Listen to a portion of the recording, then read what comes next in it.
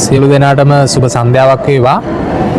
මම අද වීඩියෝ එකක් කරන්න කියලා හිතුවේ කවුරු හරි කෙනෙක් ලංකාවේ ඉඳන් යුරෝප් රටකට රැකියාවකට හෝ විසිට් එකකට ඉන්න බලාපොරොත්තුෙන් ඉන්නවා නම් ඒගොල්ලන්ට ගොඩක් වැදගත් වෙයි මේ වීඩියෝ එක. දැන් සීතල කාලේ ආරම්භය සිද්ධ වුණා. මේ වෙනකොට හිම වැටිලා හිම මිදිලා තියෙන්නේ. මේ වීඩියෝ එක කරන අවස්ථාව වෙනකොටත් උෂ්ණත්වය අවට පරිසරයේ උෂ්ණත්වය සෙල්සියස් අංශක ඍණ 5 තියෙන්නේ. ඉතින් ඒක දරා ගන්න ගොඩක් අමාරුයි.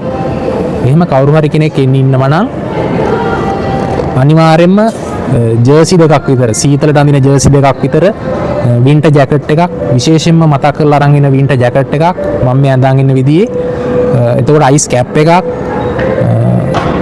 විශේෂයෙන්ම ස්නෝ බූට් දෙකක්. ඒ කියන්නේ හිමට ඔරොත්තු දෙන විදිහේ සපත්තු අරගෙන එන්න.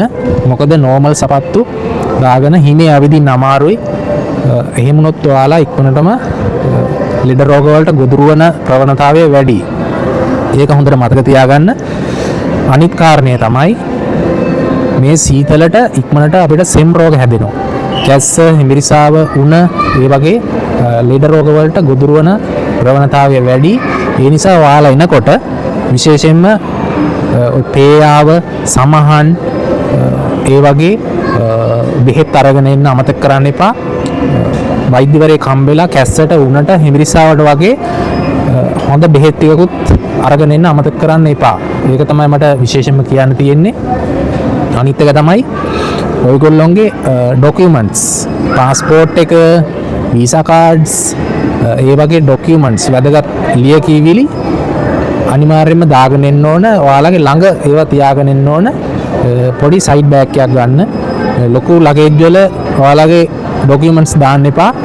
එහෙම වුණොත් ඔයාලට ඒවා හොයාගන්න, ඒවා චෙක් කරන තැන්වලදී ඔයාලට ඉදිරිපත් කරන්න ලොකු අපහසුතාවයකට පත් වෙන්න පුළුවන්. මොකද ඉක්මනට හොයාගන්න බැරුව. ඒ නිසා සයිඩ් බෑග් එකකට ඔයාලගේ ඩොකියුමන්ට්ස් ඔක්කොම ෆයිල් එකකට දාලා සයිඩ් බෑග් එකක ඒවා ෆ්ලයිට් එකේ එනකොට ඔයාලගේ ළඟ තියාගන්න. ඒක සැලකිලිමත් වෙන විශේෂයෙන්ම. ඉතින් විශේෂයෙන්ම කියන්න තියෙන්නේ මට ওই ටික. තව මම වීඩියෝ ඉදිරියට ගේන්නම් ඔයාලා දැනුවත් කරන්න. අදට එහෙනම් මම ඔයගොල්ලෝගේ සමු ගන්නම්. බොහොම ස්තුතියි.